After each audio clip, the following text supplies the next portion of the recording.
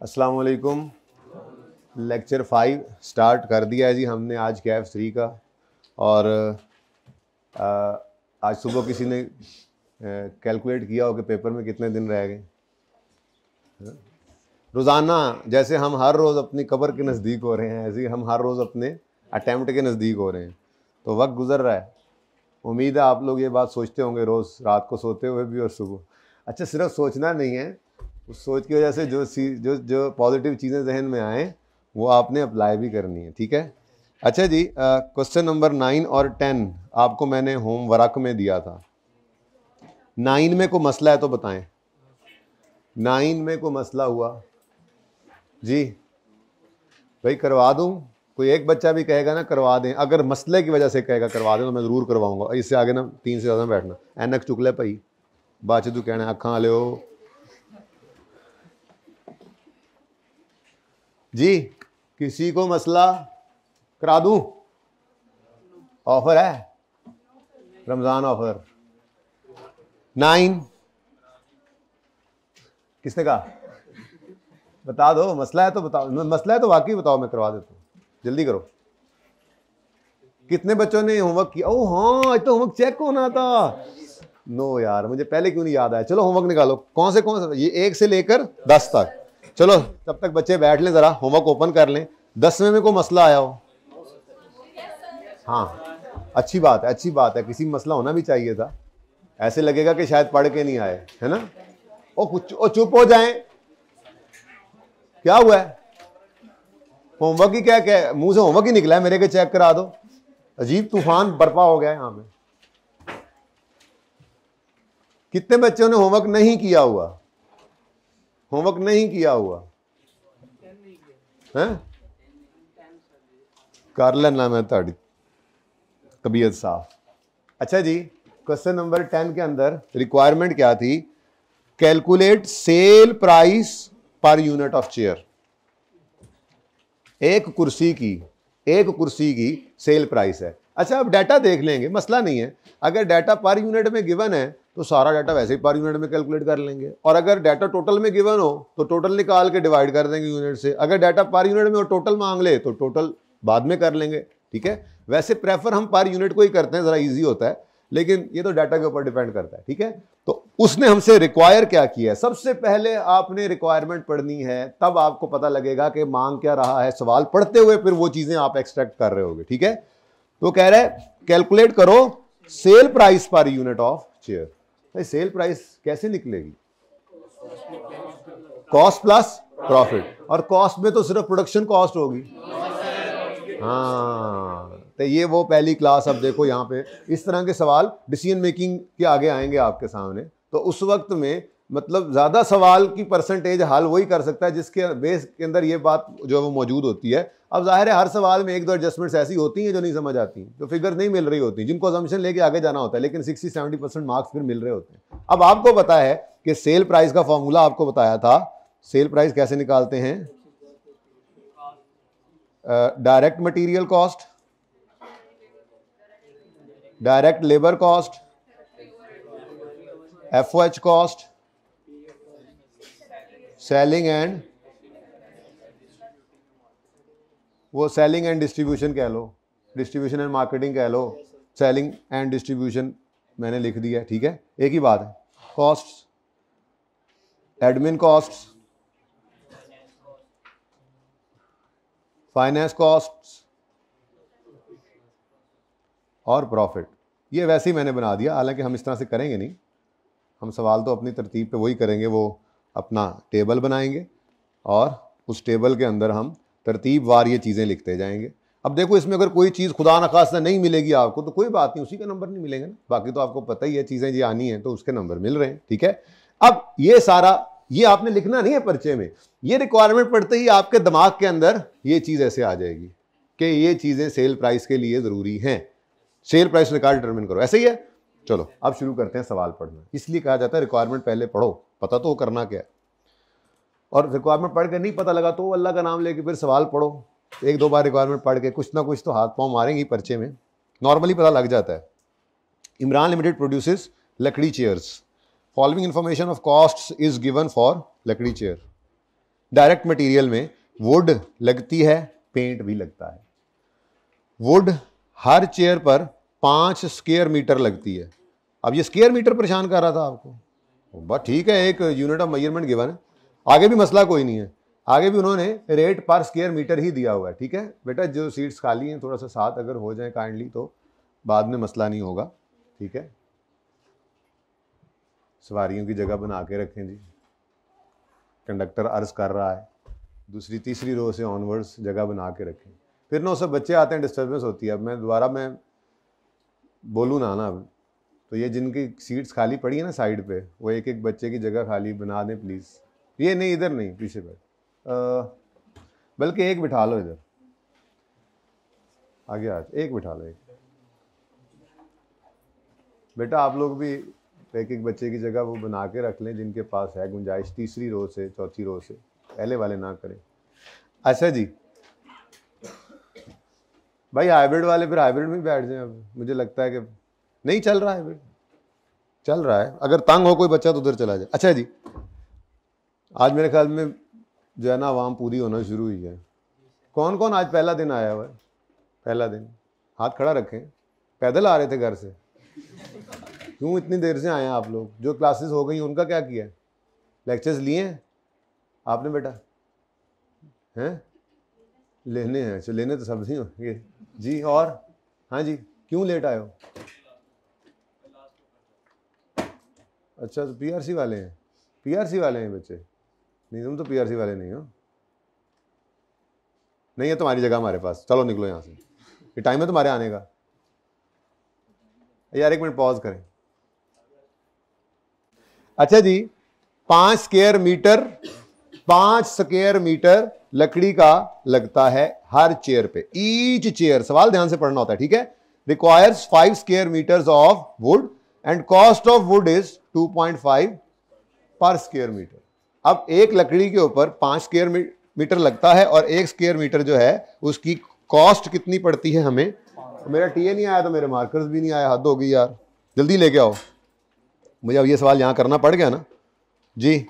हमें क्या निकालना है जी? Sale price per unit. वैसे तो सवाल हुआ पड़ा है नीचे, डिस्कस करते चले जाते हैं, यहाँ से बस मैं ऐसे ही कैलकुलेट कर रहा हूँ, तो सोल्यूशन तो मौजूद है। ये देखें, एक चेयर पर 5 स्क्वायर मीटर लगता है और हर स्क्वायर मीटर 2.5 रुपये का आता है। तो ये मटेरियल कितने, ये लकड़ी कितने में? 12.5 रुपीज, 12.5 पर यूनिट पर चेयर। ठीक है, नेक्स्ट, हर चेयर पर 100 मिलीलीटर पेंट का लगता है और पेंट हम जो है वो 10 रुपये पर लीटर। अब यहां पे वो मसला आ गया, ठीक है। हमें 100 मिलीलीटर चाहिए, ऐसा ही है। एक लीटर के अंदर कितने मिलीलीटर होते हैं? डिवाइड बाय 1000 करेंगे, ठीक है। और जो आंसर है वो अब लीटर्स में आ चुका है, ओके। ये अब पॉइंट समथिंग लीटर्स हो गया, ओके। करवाया था कल, इनटू ₹10, तो जो भी आता है 1 है, ₹1 पर यूनिट, यानी 1 रुपए का पेंट एक चेयर पे लगता है, ठीक है। उसके बाद direct workers, cutting and assembly department है, ठीक है, जो लकड़ी को काटते हैं और असेंबल करते हैं और दूसरे वाले पेंट कर रहे हैं, ठीक है ना। तो कटिंग एंड असेंबली के अंदर हर चेयर 30 मिनट तक कटिंग और असेंबली के अंदर रहती है, यानी कि कटिंग और असेंबली पे 30 मिनट, आधा घंटा लगता है, ठीक है। और इनके अपने अलग से वर्कर्स होंगे और पेंट वाले अलग से, अलग अलग लोग होते हैं ना, ठीक है। क्या बेटा क्वेश्चन है? मुझे लगा शायद कोई क्वेश्चन है ऐसा जी। Cutting and assembly, each chair requires 30 minutes for cutting and assembly of chair and these workers are paid wages at 6 per hour। अब अगेन मसला वही आ गया, एक चेयर के ऊपर 30 मिनट लगते हैं और रेट गिवन है पर आवर, तो फिर 30 डिवाइडेड बाय 60 कर दें, ठीक है। तो ये आपके पास 0.5 आवर बन जाएगा, ठीक है ना, 0.5 आवर, और रेट गिवन है आवर में, तो ₹6 कर देंगे जी। तो ₹3 पर यूनिट आपके ऊपर ये डायरेक्ट वर्कर्स में से कटिंग वाले वर्कर्स की, कटिंग असेंबलिंग वालों की कॉस्ट लगती है, ठीक है। उसके बाद पेंट में वो कहता है जी 1 घंटा पेंट पे लग जाता है और इन लोगों को हम 7, तो ये तो इजी हो गया, ठीक है, ये तो ₹7 पर यूनिट आ गया। डायरेक्ट एक्सपेंस, ये क्या बला होती है? मैंने आपको इस तरह से बोला था कि direct material cost, direct labour cost, ये जो होती है ये प्राइम कॉस्ट होती है, ठीक है जी। और इसमें हम ऐड करते हैं FOH की कॉस्ट, तो ये टोटल प्रोडक्शन कॉस्ट आ जाती है या फैक्ट्री कॉस्ट, ठीक है जी। अब इसमें डिफरेंट चीज़ें आ जाया करती थी, 4-5 ऐसे आइटम हम लिख लेते थे, ठीक है। तो नॉर्मली होता भी ऐसे ही है, लेकिन एक चीज़ है ज़रूर, एग्जिस्ट करती ज़रूर है, आपने इंट्रो के मैन्युफैक्चरिंग अकाउंट में उसका जिक्र ज़रूर सुना होगा, और वो होती है जी डायरेक्ट एक्सपेंस। क्या चीज़ जी? जिक्र इसलिए नहीं किया था आपको पढ़ाते हुए क्योंकि इसके प्रैक्टिकली बहुत कम केसेस के अंदर ही आती है और सवालों के अंदर ना होने के बराबर है इसका अमल दखल, लेकिन जब आ जाए फिर बता दिया जाता है। डायरेक्ट एक्सपेंस क्या है, मैं मिसाल के तौर पे आपको समझाता हूँ, आसान मिसाल के तौर पे। कभी घर बनता देखा हो, या घर आपके घर में वाले साहब ने कभी घर बनाया हो, या किसी रिश्तेदार ने बनाया हो, या इवन कहीं आसपास अड़ोस पड़ोस में बनता हुआ देखा हो। कंस्ट्रक्शन तो अक्सर लोगों ने देखी हुई है, ठीक है। अब उस कंस्ट्रक्शन के प्रोसेस के अंदर मटेरियल क्या क्या यूज़ हो रहा है, ईंटें हैं, बजरी है, सीमेंट है, सरिया है, रेत है। लेबर क्या क्या लगी हुई है, मिस्त्री लगे हुए हैं, मजदूर लगे हुए हैं, सुपरवाइज़र होंगे, कोई इंजीनियर होंगे, ठीक है ना जी, ये लेबर भी लगी हुई है। ओवरहेड्स क्या हो रहे होते हैं भाई, बिजली इस्तेमाल होती है, पानी इस्तेमाल होता है, और कोई इस तरह के छोटे मोटे खर्चे और भी हो सकते हैं जो मटेरियल लेबर ना हो, या जो डायरेक्ट मटेरियल डायरेक्ट लेबर ना हो और हो उसी से रिलेटेड, तो इनडायरेक्ट मटेरियल इनडायरेक्ट लेबर भी FOH होता है। यहाँ तक को मसला। अच्छा, अब मिसाल क्या हमारी कहाँ पहुँची है, आपके हम साहिब में जो घर बन रहा था उसका आप सुबह सवेरे उठे, मतलब नमाज के बाद आप नाश्ता वाश्ता किया, और थोड़ी देर बाद ना आपने हलचल सुनी आसपास, बाहर जाके देखा तो एक ट्राली सी जो है वो, उसके पीछे जो है वो एक ऐसे गोल सी वो मशीन सी आई है, उसके बाद वो लंबे लंबे खंबे आ रहे हैं, और फिर थोड़ी देर बाद आप देखते हैं तो वो कोई इंस्टॉलेशन कर रहे हैं, और उसके बाद फिर थोड़ी देर बाद ही वो गुड़ गुड़ गुड़ गुड़ गुड़ गुड़ गुड़ सारा दिन चलती रही। क्या हो रहा, वो लेंटर डाल रहा है, जिसको लेंटिल कहते हैं, PCC कहते हैं। अब जो ठेकेदार होते हैं ना, उनके पास नॉर्मल बात कर रहा हूँ, उनके पास ये सारा इक्विपमेंट नहीं होता जो वो उस एक दिन के लिए उन्होंने जो है वो इस्तेमाल करना होता है, तो वो उसको हायर करते हैं किराए पे। अब मिसाल के तौर पे एक घर बनना था, उसमें जिस दिन ये PCC लेंटर डलना था जिस दिन, ठीक है, उस दिन 50,000 रुपये में उस कॉन्ट्रैक्टर ने ये सारी चीज़ें किराए पे मंगवाई, शाम तक वो छत डाल के वो वापस कर दी। अब ये 50,000 रुपये किराया क्या डायरेक्ट मटीरियल है, क्या डायरेक्ट लेबर है? लेकिन ये फिर ओवरहेड भी नहीं है ना, क्योंकि ये डायरेक्टली एट्रीब्यूटेबल, पता लग रहा है सुकून से 50,000 रुपये लगा, और ये कोई इनसिग्निफिकेंट सी कॉस्ट भी नहीं है। तो ऐसी कॉस्ट जो डायरेक्ट मटेरियल डायरेक्ट लेबर नहीं है लेकिन डायरेक्ट है नेचर में, तो उसको डायरेक्ट एक्सपेंस कह देते हैं, ठीक है ना। तो ये बहुत कम चांस है सवाल के अंदर कभी इस तरह की चीज़ आ जाए तो कोई मसला नहीं है, प्राइम कॉस्ट के अंदर ही उसको आप शामिल कर सकते हैं, ठीक है ना। डायरेक्ट मटेरियल, डायरेक्ट लेबर, और तो डायरेक्ट एक्सपेंस। लेकिन ये मैं लिखूंगा कभी भी नहीं, कभी आ जाए तो बस पता होना चाहिए आपको, ओके, और सही है ना। इसलिए नहीं लिखूंगा कि अब एक चीज़ याद हुई है, ये कभी कभार आने वाली चीज़ है, ओके, डन। अच्छा, तो ये क्या कहता है जी, डायरेक्ट एक्सपेंस, लाइसेंस फी। अच्छा, हमें एक कुर्सी बनाने के लिए 2 रुपये हुकूमत को भी पे करने पड़ते हैं, होगी कोई पाबंदी, ठीक है, कुर्सी के रोला होता है हुकूमत को, आपको पता है, उन्होंने कुर्सियों पे काफ़ी स्ट्रिक्ट कंट्रोल रखा हुआ है। हर कुर्सी बनाने पे हमें 2 रुपये जो है वो लाइसेंस फी भी पे करनी पड़ती है, ठीक है। तो ये बड़ी क्लियरली आप बता सकते हैं कुर्सी के ऊपर कितनी कॉस्ट आ रही है, ठीक है। अब ये मटेरियल भी नहीं है डायरेक्ट लेबर भी नहीं है, और ना ही ये इनडायरेक्ट खर्चा है कोई इनडायरेक्ट लेबर या इनडायरेक्ट मटेरियल या और कोई ओवरहेड है, ठीक है। तो इसलिए ये डायरेक्ट एक्सपेंस उसने हेडिंग दी थी, इससे परेशान नहीं होना, ऐसे आगे मैंने समझा दिया। वैसे इस सवाल की तो सेहत पे वैसे भी असर नहीं पड़ना था, आपने वैसे ही सारी कॉस्ट ऐसे लाइन बार लिख लेनी है, कोई नहीं, मटीरियल, लेबर, ओवरहेड सारे तरतीब से लिखें, टोटल कॉस्ट निकालें और उसमें प्रॉफिट ऐड करें और सेल पे पहुंच जाए, वो तो मसला ही कोई नहीं था इसमें। लेकिन वैसे कॉन्सेप्ट आ गया तो मैंने कहा चलो बता दूं, ठीक है। 2 पर चेयर ऑलरेडी मौजूद है, 2 पर चेयर, कोई मसला इस सवाल में मसला हो क्या सकता है, ये लगता है किया नहीं है आप लोगों ने।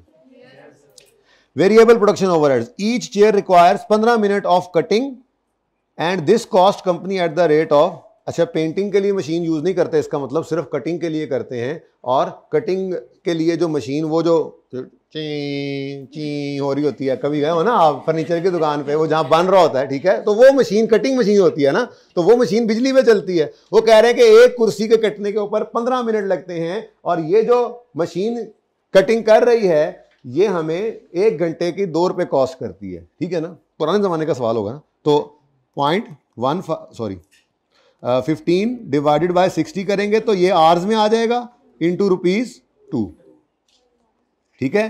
तो जो भी आंसर है कितना है, ₹0.5 पर यूनिट। ये क्या है जी, वेरिएबल प्रोडक्शन कॉस्ट आ गई हमारी, ठीक है। बनाओ यार जगह इसकी। फिर अब देखो ना, अब जिस रो में 5 बैठे हैं वो छठा बिठा लें। टाइम से नहीं आओगे तो अब ऐसे ही होगा। अब हमारी गाड़ी जो है ना सवेरे सवेरे, अब जो है ना वो पता लग गया लोगों के रूट की, बस जाती है सुबह पक्का टाइम, और सवारी हमारी आ जाती हैं, तो टाइम से आना पड़ेगा वरना सीट नहीं मिलेगी। जी बेटा, fixed production overheads cost is charge to each chair at the rate of. Fixed production overheads क्या होते हैं अभी आज इंशाल्लाह पता लग जाएगा। फिलहाल तो आपको नहीं पता फिक्स्ड प्रोडक्शन ओवरहेड्स क्या होते हैं। आपको ये तो पता है कि प्रोडक्शन की कोई ओवरहेड्स हैं और उनका रेट, ऐसे ना ऐसे कहीं पे भी रुकना नहीं है जिंदगी में। अभी नहीं पता है ना फिक्स्ड ओवरहेड्स, और फिर अभी ओवरहेड का चैप्टर पढ़ेंगे तो पता लगेगा ये रेट कैसे निकलता है। कुछ नहीं पता अभी।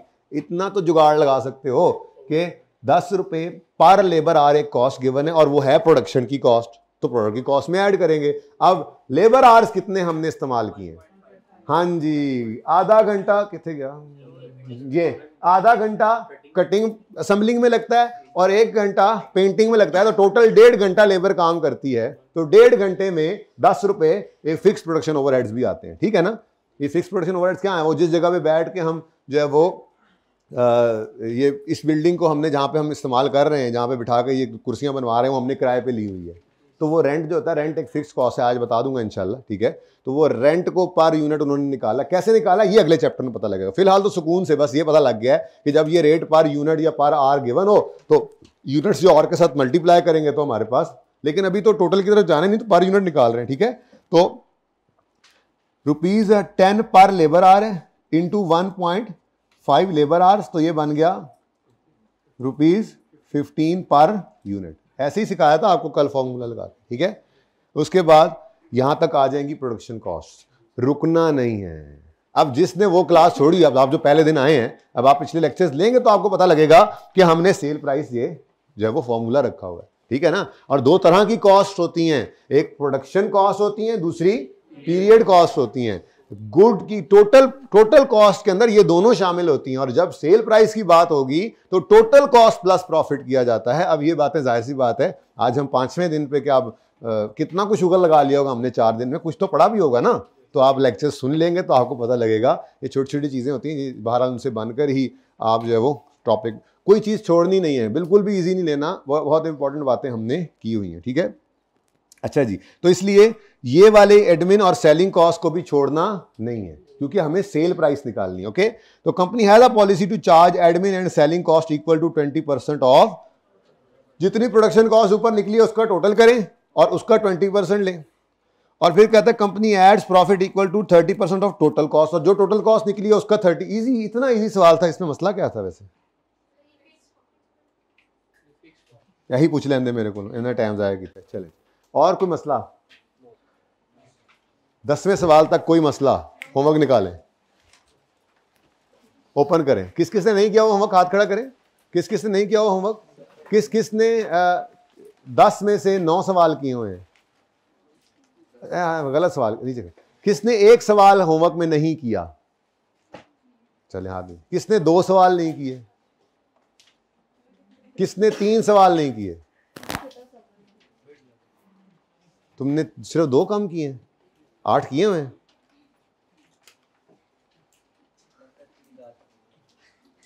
तीन नहीं किए तुम लोगों ने, तो फिर 2 नहीं ना किए जी, 4 नहीं किए हुए। क्यों 5 नहीं किए हुए, सारे नहीं किए हुए, सारे नहीं किए। क्यों नहीं सारे किए, फर्स्ट डे ही तुमने काम नहीं किया, शर्म नहीं आती तुम्हें। रमजान पैकेज भी है और चलो अभी इब्तिदाई इश्क भी है, नासी ना जाओ, हैं पहला हफ्ता है, इंशाल्लाह अगले हफ्ते से बंदे के बच्चे बन जाओ, होमवर्क करके आना है। और टेस्ट भी ना देगा जो, उसको भी सज़ा मिलेगी, करार वाकई सज़ा। सर तशरीफ़ लाएं, आप आ गए, शुक्र है आप आए, आप ना आते तो हम कहाँ जाते। दूसरी रूम में जो बनाओ जगह यार इसकी, दूसरी रूम बना लो, मेरे चांद बना सोने। वो बैठ गया पीछे, रहने दे रहने दे रहने दे वीरे रहने दे, वो बैठ गया पीछे। ओके जी, कल हमने बात एमए बस शुरू कर ली थी, आज अब इसको सही तरीके से करते हैं, ठीक है। हमने एक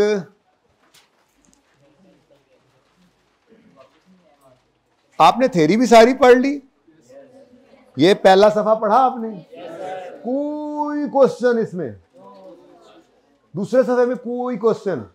ये जो देख रहे हैं आप, ये काम मैंने यहां से नहीं पढ़ाया था, लेकिन अब आप पढ़ लें, इसकी खूब प्रैक्टिस कर चुके हैं हम। पर यूनिट डायरेक्ट मटेरियल की कॉस्ट पर यूनिट कैसे निकलती है, डायरेक्ट मटेरियल की price into direct material quantity per unit, कितनी बार किया अभी। और टोटल कैसे निकलती है, पर यूनिट कॉस्ट को प्रोडक्शन यूनिट से मल्टीप्लाई कर देते हैं। ऐसे ही लेबर कॉस्ट है, ऐसे ही एफओएच कॉस्ट है। तो ये एक पॉइंट मैंने यहां ऐसे पढ़ाया नहीं था, क्योंकि मेरा दिल था कि इसको अप्लाई कर लेंगे तो फिर देख लेंगे, ठीक है जी। डेफिनेशन को छोड़ो, क्या करना है, इसकी बात आपको इंशाल्लाह समझ आएगी जब हम मार्जिनल एब्जॉर्प्शन के अंदर जाकर कॉस्ट ऑफ इन्वेंट्री निकाल लेंगे, इसलिए फिर मैंने इसको डिस्कस नहीं किया हुआ। जो डिस्कस किया उसकी बात कर रहा हूं। बहरहाल कॉस्ट अकाउंटिंग की डेफिनेशन को हम फिर किसी वक्त करने की जरूरत नहीं पड़ेगी, कुछ अरसे बाद वैसे ही ये बात समझ आने लग जाएगी, ठीक है ना। अच्छा जी, जो मैंने डिस्कस की थी उन बातों में कोई मसला, ये बात ही मैं कर रहा था जी, जो पहला दिन आया ना, ये मैन्युफैक्चरिंग बिजनेस में टोटल कॉस्ट इन दो से मिलकर बनती है। लोग यूं पढ़ते हैं, हम यूं पढ़ते हैं जी, टोटल कॉस्ट इन दो से मिलकर बनती है। इन दो में ये तीन हैं, और ये तीन दरअसल इस बिजनेस की बात हो रही है जिसकी कॉस्ट है, ठीक है ना। एनीवेज, तो ये क्या था असल में, हमने बात ये की थी थोड़ी बेसिक्स के बाद कि प्रोडक्ट कॉस्ट और पीरियड कॉस्ट दो तरह की क्लासिफिकेशंस हैं। ये सारी बात हमने कर ली तसल्ली से, तफसील से। फिर कल मैंने आपको बताया था एक और कॉस्ट क्लासिफिकेशन है जो इक्वली इंपॉर्टेंट है, बल्कि पिछली वाली क्लासिफिकेशन से भी ज़्यादा इंपॉर्टेंट है, और वो है वेरिएबल और फिक्स्ड। अब ये वेरिएबल और फिक्स कॉस्ट की जो कल बात शुरू की थी, जितनी की थी थोड़ी सी बात, उससे आपको क्या फील हुआ था कि ये हम भूख लगी थी, ये हम जो क्लासिफाई कर रहे हैं कॉस्ट को, ये किस बेस पे कर रहे हैं, बिहेवियर की बेस पे।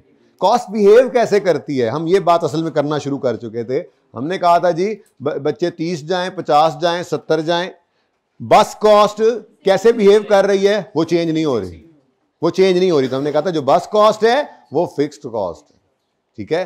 फिर हमने कहा था हर बच्चे को एक बर्गर हमने देना है, 30 बच्चे जाएं तो 30 बर्गर खरीदने पड़ेंगे, 50 जाएं तो 50 खरीदने पड़ेंगे, 70 जाएं तो 70 खरीदने पड़ेंगे। इसका मतलब ये बर्गर कॉस्ट जो है ये कैसे बिहेव करती है जब एक्टिविटी लेवल चेंज हो, तो एक्टिविटी लेवल के चेंज होने से, वेरी करने से ये भी चेंज होती है, वेरी होती है। तो बर्गर कॉस्ट क्या है, वेरिएबल कॉस्ट। ये कल सवाल हमने शुरू किया था, तो ये सवाल पहले करेंगे, फिर ये काम तो आपने खुद करना होता है ना, ठीक है। ये सारा कुछ मैं आपको करवा दूंगा, ये सारे ग्राफ ग्रूफ भी सवाल में बन जाएंगे, ठीक है ना। जब ये सारा कुछ कर लेंगे उसके बाद फिर आप पढ़ लेंगे, कोई मसला ही नहीं।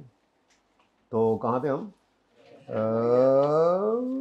यहाँ थे, नहीं आ रहा, ये आगे निकल गया जी। तो Crescent took a monthly trip of students to Minar Pakistan.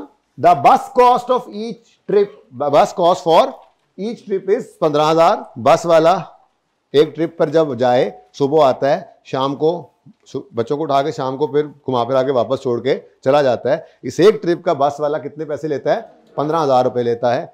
और बर्गर कॉस्ट पर स्टूडेंट हमें पड़ती है 800 रुपये। 800 रुपये एक बर्गर की कॉस्ट पड़ती है। मैंने आपको कहा था, एक तो आपने ये नहीं सोचना कि सवारियां जो हैं वो फिलहाल 70 तक हैं, 70 सीटें हैं मैंने कहा था बस में, ठीक है। और दूसरी ये भी नहीं सोचना आपने कि बर्गर वाला डिस्काउंट देगा, ठीक है ना। पहले ज़रा सीख लें, फिर अगली बात करेंगे ये। अच्छा, तो बस वाला 15,000 हर ट्रिप के लेगा, और बर्गर वाला एक बर्गर के 800 रुपये लेगा। Number of students participating in this monthly activity are as follows. तो ये मैंने आपको कहा था कि सितंबर, अक्टूबर, नवंबर, सिर्फ 3 जो है वो लेवल्स के ऊपर मैंने ये परफॉर्म कर दिया था कि अगर मार्च में, सितंबर में 30 बच्चे गए थे, अक्टूबर में 50 गए थे, और नवंबर में 70 गए थे, और मैंने कहा था अज्यूम करो 70 सीटें हैं बस में, तो चाहे 30 जाएं, चाहे 50 जाएं चाहे 70 जाएं, बस की कॉस्ट में तो कोई फर्क नहीं पड़ेगा, नहीं पड़ेगा, नहीं पड़ेगा। ठीक है, इन टोटल बस की कॉस्ट सेम रहनी है। इवन मैं आपको बताऊं, अज्यूम कर रहा हूं मैं कि हमारे उसके साथ कॉन्ट्रैक्ट हुआ होता है ना, ठीक है, तो कि तुमने जो है वो फलां तारीख को आ जाना है, तो अगर हमने किसी तारीख को उसको कहा था आ जाए और वो आ गया और हमने ट्रिप भी कैंसिल कर दिया, तो हो सकता है वो कहे भाईजान आपने मुझे तो इस दिन के लिए बुक कर लिया था ना, मेरी कॉस्ट तो पे कर दें। ज़रा समझाने के लिए फ़िलहाल कह रहा हूँ, एक मिसाल ये बनाई है ना आसान सी, अभी असल प्रैक्टिकल मिसाल की तरफ भी जाते हैं। ठीक है, मार्कर आ गए। अब मैंने आपको कल दो प्यारे प्यारे से, जैसे भी थे बस, ग्राफ्स बनाकर दिखाए थे। ठीक है, और वो कौन से ग्राफ थे? सबसे पहले हमने बस कॉस्ट का ग्राफ बनाया था। ठीक है, बस कॉस्ट को अगर आप गौर फरमाएं तो स्टूडेंट्स 30 हों, 50 हों या 70 हों, बस कॉस्ट सेम रहती है। कैसे बिहेव कर रही है एक्टिविटी लेवल के चेंज होने से? ये फिक्स्ड है, ये चेंज नहीं हो रही। टोटल बस कॉस्ट को हमने कहा था ये टोटल फिक्स कॉस्ट है। और इसका बिहेवियर कैसा है? इसका बिहेवियर कैसा है? एक्टिविटी लेवल के चेंज होने से ये चेंज नहीं होती। ठीक है, सही है ना? मैंने कहा था कि ये हमारी एग्जांपल में नंबर ऑफ स्टूडेंट्स हैं, ये नंबर ऑफ यूनिट्स भी हो सकते थे। एक कंपनी जो है वो 30 यूनिट्स बनाती है, तो भी उसको एक मिसाल के तौर पे, मैं मिसाल अब आगे बढ़ा रहा हूँ बात को, कि मिसाल के तौर पे हमने एक फैक्ट्री जो है वो किराए पे ली हुई है और हम मंथली किराया उसका देते हैं 15,000। अब वो फैक्ट्री हमारे पास है, अब हम उसके ऊपर 30 यूनिट्स बनाएं। हम एसी बनाते हैं मिसाल के तौर पे वहाँ पे, ठीक है, देसी एसी, ठीक है, तो कूलर बनाते हैं, चलो, तो हम उस पर 30 कूलर बनाएं, तब भी किराया 15,000 देना है। हम उस पर 50 कूलर बनाएं, तब भी हमने उस फैक्ट्री किराया 15 देना है। हम उस पर 70 कूलर बनाएं, तब भी हमने किराया कितना देना है? 15,000। तो फिर ये जो रेंट ऑफ फैक्ट्री है, इसकी नेचर कैसी लग रही है आपको? ये कैसे बिहेव कर रहा है? आप किराए पे फैक्ट्री ले लिया ना, आप एक यूनिट भी नहीं बनाएंगे ना, तो आपको किराया 15,000 देना ही पड़ेगा। तभी तो कोविड के अंदर इस कॉस्ट के बारे में लोग ज्यादा परेशान थे। जो कॉस्ट पड़नी होती है, चाहे एक यूनिट भी ना बने, सैलरीज फिक्स कॉस्ट होती है नॉर्मली। ठीक है, चले छोड़े, फिलहाल आसान लेकर चले। तो ये नंबर ऑफ यूनिट्स भी हो सकते थे, ये नंबर ऑफ आवर्स भी हो सकते थे। ये अभी फिलहाल मैंने एग्जांपल में स्टूडेंट्स रख लिए थे। ठीक है, तो हम यूनिट्स को जरा पहले लेकर चलेंगे, फिर जो भी बेस बन जाए करेगी वो देख लेंगे। तो अगर हम टोटल बस कॉस्ट, इसको मैं असल वाला नाम भी इसका लिख देता हूं, ठीक है, टोटल बस कॉस्ट, ये मिटा दूं ऊपर से, चलो ऐसे लिख लेते हैं, इसको हम टोटल फिक्स कॉस्ट भी कहते हैं।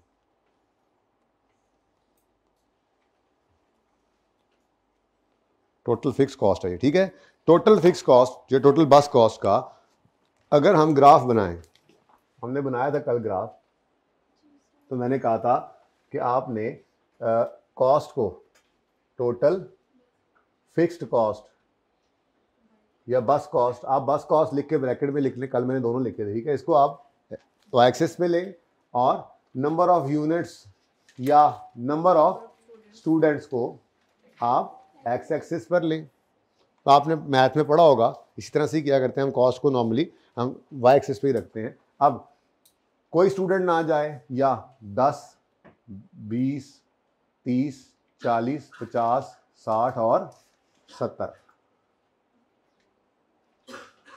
ठीक है जी।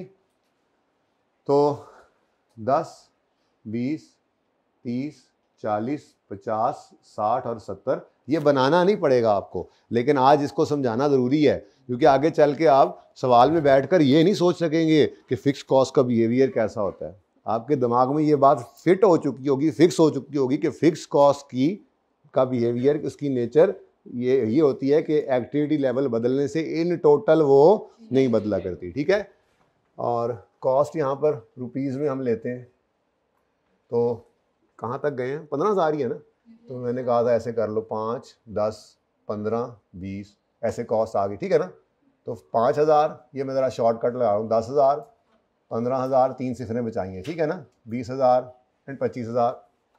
अब ये ग्राफ किस तरह से बना था? मैंने आपको कहा था जी, अगर कोई बच्चा भी ना जाए, वो ज़रा बात ज़रा नहीं भी समझ आती थी, हम कह सकते थे कि जी हम उसको वही में रोक दिया। लेकिन अब जो फैक्ट्री वाली मिसाल दी है, रेंट वाली, ठीक है। अब कॉलेज वालों को एक भी बच्चा पढ़ने ना आए तो उनको रेंट तो फिर भी देना पड़ेगा, ठीक है। किराया नॉर्मली, ये सबसे आसान मिसाल है समझने के लिए। आप लोग घरों को चले जाएंगे, हॉस्टल वाले किराया तो आपका फिर भी ले रहे हैं अगर आपने वो हॉस्टल का कमरा नहीं छोड़ा। तो एक्टिविटी लेवल चेंज होने से जो कॉस्ट चेंज नहीं हो रही होती वो कॉस्ट कहलाती है फिक्स कॉस्ट। तो अगर कोई बच्चा ना जाए तो भी 15, 30 बच्चे जाएँ तो 15,000, 70 जाए तो बीच में था 50 गए तो 15,000, 70 गए तो 15,000। तो फिर फिक्स कॉस्ट, ये लाइन सीधी है, नहीं भी है तो मैं कर लेता हूँ। ये देखो ऐसे, ये अभी चेक करना, इतनी ज़बरदस्त सीधी लाइन लगी हुई है, कहते हैं नहीं, ये देखें ऐसे होता है ग्राफ, ठीक है जी। तो ये हमने क्या बनाया जी, टोटल बस कॉस्ट आप कहें, मैं तो इसको अब टोटल फिक्स कॉस्ट का ग्राफ है, ठीक है जी, डन। अच्छा, अगली बात, आप कैसे को बच्चे बैठे हो जो हॉस्टल में इकट्ठे रहते हो, हॉस्टल में इकट्ठे, हाँ चलो कोई 2-3 मिल जाए ना इकट्ठे, एक इकट्ठे रहते हो, अच्छा बस ठीक है। अब पेपर वाले दिन एक रिक्शा 500, सेंटर कहाँ बना था, अच्छा पीसी, वो पीसी कैटरिंग, वो नादिया पीसी, वो डायमंड रोड वाला, अच्छा। अब वहाँ पर जाने के लिए, अच्छा माल रोड वाला, अच्छा ठीक है, पॉज करें ज़रा जी बच्चों। मैं ये अर्ज कर रहा था कि ये दो दोस्त जो हैं ये इकट्ठे रहते हैं। अब इन्होंने पेपर वाले दिन एक रिक्शा बुक किया या एक ऊबर बुक की जिसने इनको एग्ज़ाम हॉल तक लेके जाना था। इन्होंने कहा कि बिल्कुल भी रिस्क नहीं लेना पब्लिक ट्रांसपोर्ट में जाने का, बाइक शाइक पे जाने का। ऐसा करते हैं, इन्होंने आपस में मशवरा किया कि एक कैब बुक कर लेते हैं, टैक्सी बुक कर लेते हैं, ऊबर कर लेते हैं, चलो रिक्शे में भी चलो थोड़ा शोर होगा, तो हम सुकून से उस कैब के अंदर बैठ के ज़रा पढ़ते हुए जाएंगे, रिवाइज करते हुए जाएंगे। मिसाल दे रहा हूँ। अब उस कैब वाले ने वहाँ तक जाने के 2,000 रुपये ले लिए। अब ये 2,000 रुपये इन दो ने देने हैं, ठीक है। अगर मिसाल के तौर पे इनके करीब कोई हॉस्टल साथ वाले कमरे में रहता हो, साथ वाले फ्लैट में, बहुत करीब कोई और बच्चा, हाँ वो वाइट ड्रेस वाला भाई एक और हो जाए इनके करीब, कोई शिफ्ट हो जाए, ठीक है। तो दो दोस्त और भी रहते थे इनके साथ वाले रूम में, मिसाल के तौर पे हॉस्टल में रहते थे। तो उन्होंने कहा अगले पेपर के लिए, यार हमें भी साथ ले जाना, सीटें तो 2 खाली ही होती हैं, एक ड्राइवर होता है, उसके अलावा 4 लोग बैठ सकते हैं। तो इन्होंने कहा ठीक है तुम भी आ जाना, किराया शेयर करते हैं, ज़ाहिर स्टूडेंट लाइफ है, सब लोग अपना अपना खर्चा करते हैं। अब मुझे बताएं, अगर क्या नाम है तुम्हारा, वजाहत, अगर अकेला जाए किसी एक दिन, इसका पेपर एक हो, तो वो कैब वाला कितने पैसे लेगा, 2,000। और अगर क्या नाम है तुम्हारा, जहांजेब और वजाहत का एक ही दिन पेपर कोई इकट्ठा भी आ जाए तो फिर ये दोनों जाएं तो भी कैब क्या लेगा। और अगर वो दो दोस्त भी अगर इकट्ठे हो जाएं किसी पेपर में, कहें हमें भी ले जाना, तब भी कैब वाला क्या लेगा, 2,000। अब अगर अकेला वजाहत जाए तो सारे का सारा किराया 2,000 वजाहत को पे करना पड़ेगा। अगर साथ रूममेट चला जाए तो दोनों को 1,000 पड़ा। और अगर साथ वाले फ्लैट के 2 दोस्त भी आ जाएं तो हर एक को 5-5 रुपए पड़े, 500 रुपए पड़े। अब ये रेंट क्या था, ये किराया क्या था, जैसे वो बस कॉस्ट थी वैसे ही ये कैब कॉस्ट जो है ये फिक्स कॉस्ट है, ये इन टोटल नहीं बदल रही थी। एक स्टूडेंट पर्चा देने जाए, 2 जाए, 3 जाए, 4 जाए, ये कॉस्ट बदल नहीं रही थी, ठीक है। लेकिन अगर आप पर स्टूडेंट कॉस्ट कैलकुलेट करें तो पर स्टूडेंट कॉस्ट चेंज हो रही है। और ट्रेंड भी कौन सा है, हर अगला, मतलब कि वो ये भी कह लेंगे चल यार पीछे जो है ना 5 फीट आगे 2 बैठ जाएंगे, पीछे 4 बैठ जाएंगे, ज्यादा से ज्यादा लोग चले जाते हैं। क्यों, जितने ज्यादा उस कैब में भर के ले जाएंगे हर एक स्टूडेंट का खर्चा कम होता चला जाएगा। अब फिक्स कॉस्ट ही थी, मैंने इन टोटल इसका बिहेवियर देखा तो ये क्या था, कांस्टेंट, किसी भी एक्टिविटी लेवल के चेंज होने से टोटल के अंदर ये चेंज नहीं हो रहा था। लेकिन जब पर यूनिट देखा तो हर बढ़ते हुए यूनिट के साथ पर यूनिट किराया क्या होता जा रहा है, पर स्टूडेंट किराया कम होता जा रहा है। अकेला जाए तो 2,000 भर रहा है, 2 जाए तो 1,000, 3 जाए तो 15, 4 जाए तो 500, ठीक है ना, सही है। तो अगली चीज, पर स्टूडेंट अगर बस कॉस्ट निकालनी हो, हमारी मिसाल के अंदर पर स्टूडेंट बस कॉस्ट निकालनी हो तो कैसे निकलेगी? टोटल बस cost divided by number of, तो मैं कह सकता हूं अगर ये फॉर्मूला यूं होगा, बी डिवाइडेड बाय ए। बताओ जी कितना आता है? अगर 30 स्टूडेंट जाए ना, अब देखो ये कॉस्ट ना कॉलेज को पड़ रही है, तो कॉलेज डिसीजन मेकिंग करने के लिए पर स्टूडेंट बस कॉस्ट इस ट्रिप की निकाले कॉलेज वाले, तो क्या कहेंगे, यार देखो इस ट्रिप पे जब हम बच्चों को लेके गए थे ना, तो हर स्टूडेंट हमें 800 रुपये में पड़ा था बर्गर के लिए, और कितना निकला है? 500 रुपये उसकी हमें कॉस्ट आई थी किराए की। यानी हर स्टूडेंट एक तरह से 800 जमा 500 1300 में पड़ गया ना, इस तरह से, ठीक है ना। तो पर स्टूडेंट बस कॉस्ट, ट्रैवलिंग एक्सपेंस पर स्टूडेंट कितना आया जी कॉलेज वालों को? 15,000 डिवाइडेड बाय 30 कितना? 500। अच्छा 300। अच्छा फिर सब्र करो ना, अगला पूछा है मैंने। अब अगली बात, मुल्तान से एक भाई पढ़ने आए हैं और वो क्लास में लेट आए, तो उसको क्लास में आने देना चाहिए? अब रमजान हो तो बंदा खड़ा भी नहीं कर सकता ऐसे बच्चों को, हैं? तो चलो पहली रो में आज बिठा लो, ये बैग उठा लो। अब रमजान की वजह से ये सारी माफियां, वरना बाद में तो चपेड़े कुछ सुनने नहीं मारूंगा। मतलब पहला दिन ही एक बंदा लेट आए तो उसने क्या पढ़ना है? रास्ता नहीं आता था क्लास का, कॉलेज का। मैं मासूम लोगों की कमा दसो यार, उतो रमजान। अच्छा जी, अब अगले ट्रिप में 50 बच्चे चले गए। मैं मिसाल के तौर पे कह रहा हूं, कॉलेज को ये कॉस्ट नहीं पड़ती, ये बच्चे खुद से मैनेज कर रहे हैं, जरा और समझने में आसानी होगी, ठीक है ना। अब अगर 50 बच्चे जाएंगे तो जो ट्रिप का लीडर है, ठीक है, ये हमारे ट्रिप का लीडर है, अब इसने कॉस्ट कैलकुलेट करके हर बच्चे से किराए की मद में कितने कितने रुपए लेने, इसने कहना है 15,000 डिवाइड बाय 50 करके, चलो भाई कटो सवारियां, अपना अपना किराया काट लो। लीडर ही होता है, उसको आप कंडक्टर कहें या जो मर्जी कहें, ठीक है, लीड तो वो कर ही रहा होता है, कहने वाले तो बहुत कुछ कहते रहते हैं, ठीक है ना। तो हर बंदे से इसने 300 रुपए ले लेना है कि भाईजान वापस पहुंच के बस वाले को मैंने 15,000 देना है, आप सब बच्चे जो है वो 300 रुपए किराए का दे दो जो आने जाने का लगा। तो स्टूडेंट्स बढ़े तो पर स्टूडेंट बस कॉस्ट कम हो गई। और अगर 70 जाए तो 200, लो जी आप तो ठीपे भी आएंगे जी। तो अब आप गौर फरमाएं, पर स्टूडेंट बस कॉस्ट जो है वो जैसे जैसे एक्टिविटी लेवल बढ़ रहा है, टोटल में जो बस कॉस्ट सेम थी, पर स्टूडेंट में, पर यूनिट में वो क्या होती जा रही है? डिक्रीज होती जा रही है। तो अगर हम इसका ग्राफ बनाएं, अगर हम इसका भी ग्राफ बना लें, अब ये क्या है जी?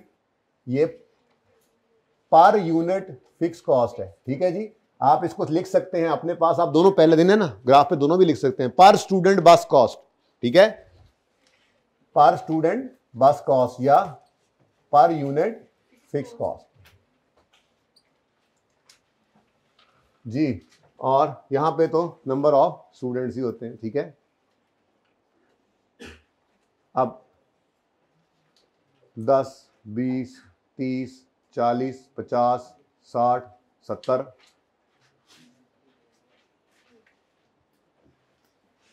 अब बहुत इंपॉर्टेंट इसके बाद अब बात शुरू होनी है, ठीक है।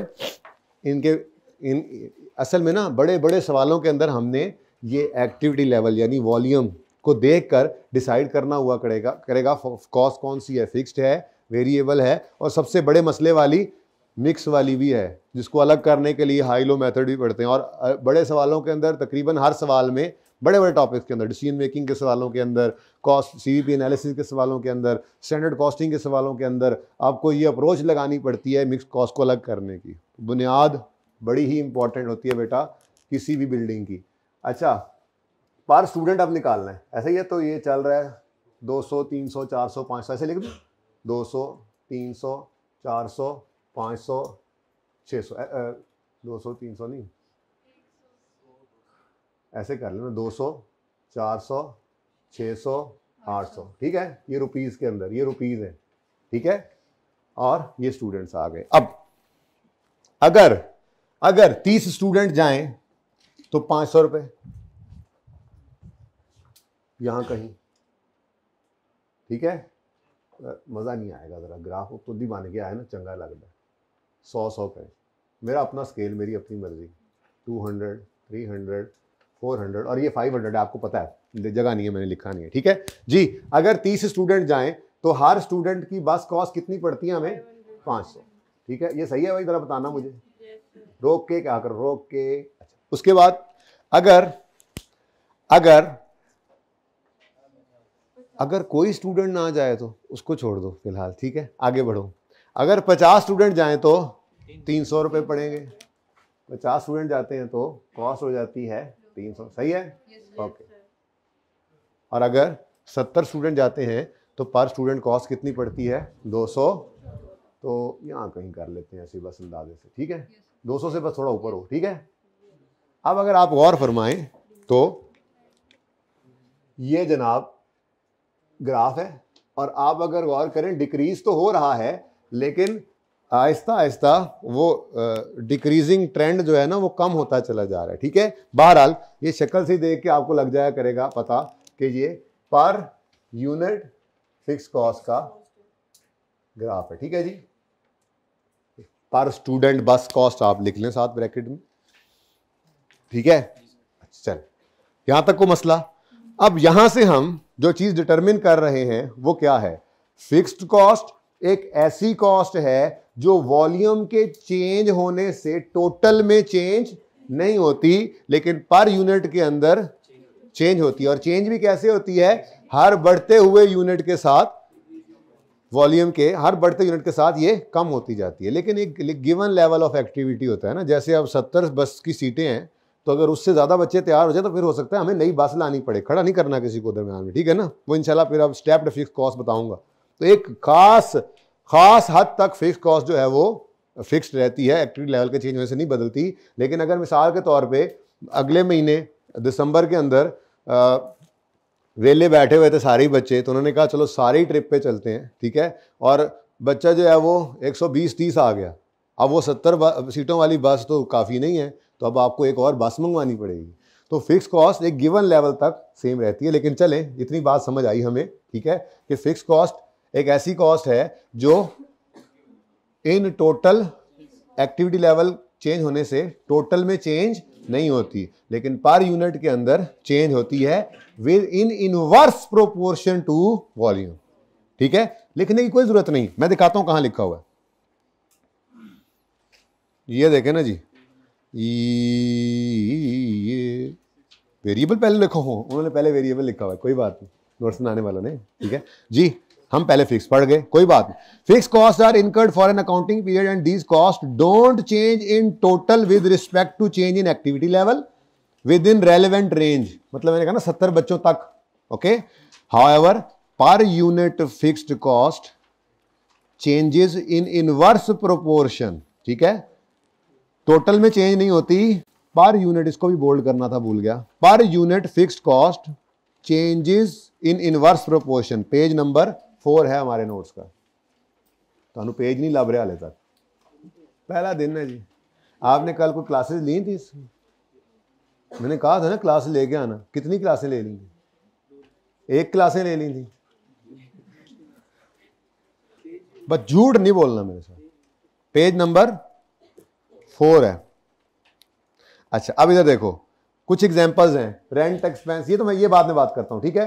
फॉर एग्जांपल यहाँ पे एक एग्जांपल दी गई है कि अगर ये यूनिट्स हो तो टोटल फैक्ट्री का रेंट इतना है, तो factory rent cost per unit कितनी है, तो वो यूनिट्स बढ़ते जा रहे हैं, तो पर यूनिट में कम होती जा रही है। बिल्कुल वैसी ही मिसाल है। और ये आपको ग्राफ भी नज़र आ रहे हैं किस शक्ल के होते हैं, ठीक है।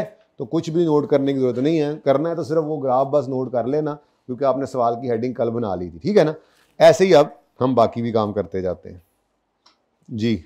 नेक्स्ट, अच्छा जी, अब कल हमने एक और कॉस्ट भी देखी थी, और वो थी total burger cost, burger cost, ठीक है।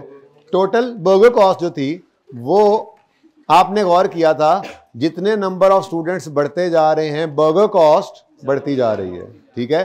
अगर कोई स्टूडेंट ना जाए तो कोई बर्गर नहीं खरीदेंगे, और अगर स्टूडेंट्स बढ़ते जाएंगे तो बर्गर्स को आधा आधा नहीं करेंगे, हर एक के लिए अलग अलग बर्गर खरीदेंगे।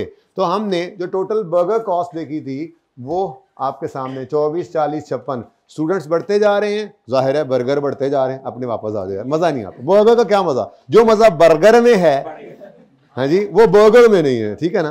तो सुनो, चुप है, सुन लो, स्टूडेंट्स जितने बढ़ाते जाओगे बर्गर्स उतने बढ़ते जाएंगे, और हर बर्गर की कॉस्ट 800 है। तो जितने स्टूडेंट्स बढ़ेंगे उतने बर्गर्स बढ़ेंगे, उतनी बर्गर की कॉस्ट बढ़ेगी। तो अगर हम बर्गर कॉस्ट का, टोटल बर्गर कॉस्ट का लेजर ग्राफ बनाएं, तो टोटल बर्गर कॉस्ट का अगर हम ग्राफ बनाएं तो उसी तरह से हमने नंबर ऑफ स्टूडेंट्स यहां रखने,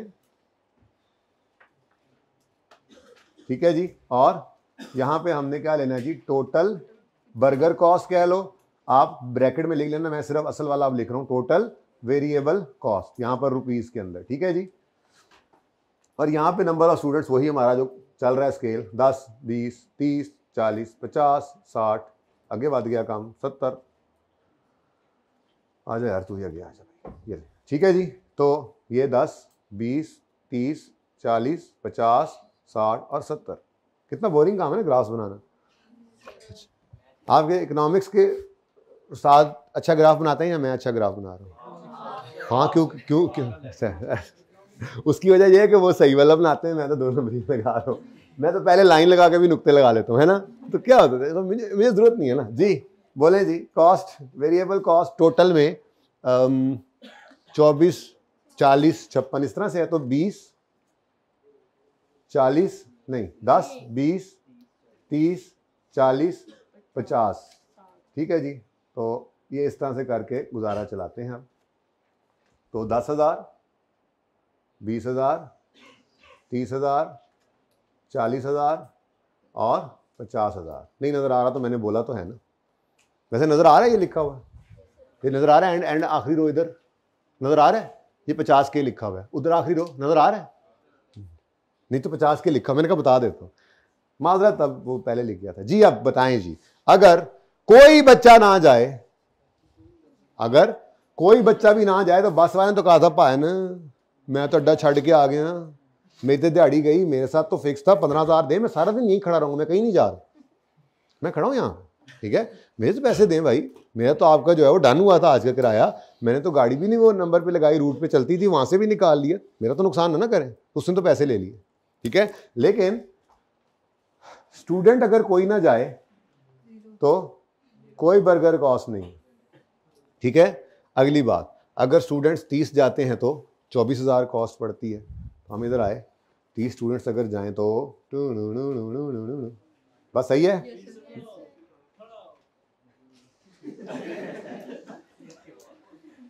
ये यार दवाई नहीं लेके सुबह शहरी में आया,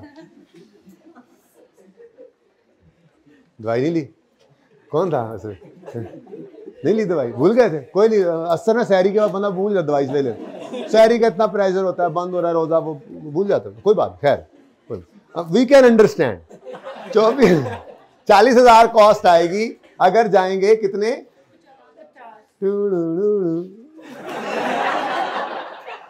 50, 40 आनी है। तो अगर 50 स्टूडेंट्स जाएं तो 40,000। मैं ये मजाक करता हूँ, कोई अगर दिल पे लगे तो मुझे बता देना, मैं बाद में माफ़ी मांग लूँगा, ऐ ना होवे अगे तुसी फड़े हो। 70 ते 56 समझते हो?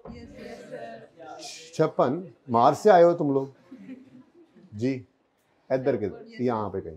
अच्छा, अब लाइन मैंने कारी लेनी है सीधी, आपको पता ही है। तो ये जनाब हमारा टोटल बर्गर कॉस्ट का ग्राफ है। और अभी देखना ये कैसे, असल में ना ये जो लाइन में लगाता हूँ ना, मैग्नेटिक लाइन है, तो ये इन डॉट्स को, ये हाँ लोहे के डॉट्स हैं, ये इनको खींच लेती है, ठीक है। अब ये जनाब मैंने ग्राफ जो बनाया है, ये टोटल वेरिएबल कॉस्ट। तो क्या ग्राफ आपको ये बता रहा है कि आप जैसे जैसे एक्टिविटी लेवल बढ़ाते हैं टोटल वेरिएबल कॉस्ट बढ़ती जाती है, ठीक है। चलो अब अगली बात करेंगे पर यूनिट वाली। तो पर स्टूडेंट, वैसे तो आपको पता है वैसे तो आपको पता है, लेकिन चलो कोई बात नहीं, हम ट्राई करते हैं। टोटल बर्गर कॉस्ट ये हमारे पास पड़ी है ना, इसको मैं अब सी कह लूँ। टोटल बर्गर कॉस्ट को सी कहते हैं। ये 800 इंटू ए था ना, तो ये सी जो है ना, सी, ये सी कैसे निकला था, 800 इंटू ए, लेकिन अब मुझे ये सी चाहिए, ठीक है। टोटल बर्गर कॉस्ट, इसको डिवाइड करेंगे नंबर ऑफ, तो सी डिवाइडेड बाय ए करें,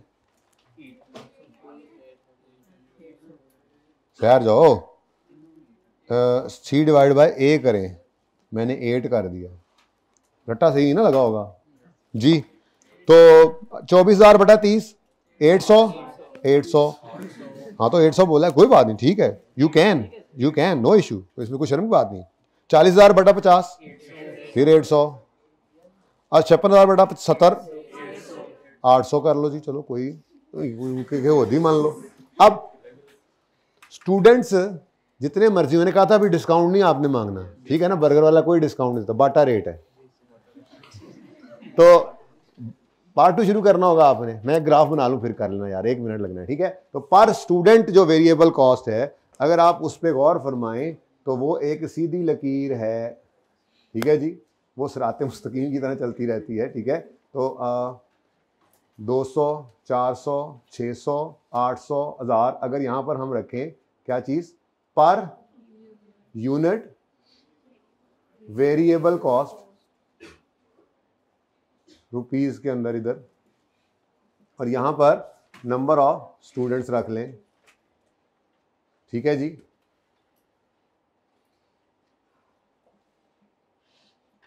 ये 50 लिखा है, मैंने कोशिश की थी, यहां पे क्या बोला था मैंने, 200 किया था, 200, 400, 600 और 800, यहां पे 800, ठीक है। अब स्टूडेंट्स चाहे 30 जाएं, चाहे 50 जाएं, चाहे 70 जाएं, ठीक है, आपकी वेरिएबल कॉस्ट यानी बर्गर कॉस्ट पर स्टूडेंट जो है वो चेंज नहीं होती है, ठीक है। मैग्नेटिक लाइन है, आपको पता है, एकदम से उधर जाके चिपक जाएंगे ये, ठीक है जी। कैसा बेहतरीन काम है ना, पहले लाइन लगाया बंदा फिर। अच्छा, तो ये क्या है जी, पर यूनिट वेरिएबल कॉस्ट। तो भाई क्या चीज़ अब याद हुई हमें यहाँ से, बाजियों को भी याद होगी जी, सिर्फ भाइयों को नहीं याद हुई, बोले क्या चीज़ याद हुई हमें वेरिएबल कॉस्ट के बारे में। वेरिएबल कॉस्ट वॉल्यूम के चेंज होने से चेंज होती है डायरेक्ट प्रोपोर्शन में, यानी वॉल्यूम बढ़ेगा तो ये भी बढ़ेगी, वॉल्यूम कम होगा तो ये भी कम होगी, जबकि पर यूनिट में ये सेम रहती है। अभी डिस्काउंट नहीं लाना जिंदगियों में, है एक आखिरी सवाल, थर्ड लास्ट सवाल है मेरे ख्याल में, हाई लो मेथड का है, उसके अंदर फिक्स कॉस्ट में भी स्टेप है, वेरिएबल कॉस्ट में भी डिस्काउंट वगैरह है, ठीक है। वो इंशाल्लाह देख लेंगे जब वहाँ पे पहुँचेंगे, हो सकता है मैं बेसिक्स के साथ कराऊँ, हो सकता है मैं उसको रोक दूँ फिर कभी कर लें, ठीक है ना। लेकिन फिलहाल आपने अज्यूम करना है इस बात समझने के लिए कि फिक्स कॉस्ट चेंज नहीं होती है, 70 से ज़्यादा सवारियाँ नहीं बिठानी है, 70 सीटें थी उसमें, ठीक है। और फिलहाल बर्गर वाला भी 800 रुपये से 799 भी नहीं कर रहा, ठीक है, चाहे आप जितने मर्जी बर्गर्स ले लो, ओके, ठीक है जी। नहीं बन सकती, कोशिश करना बना के, ठीक है।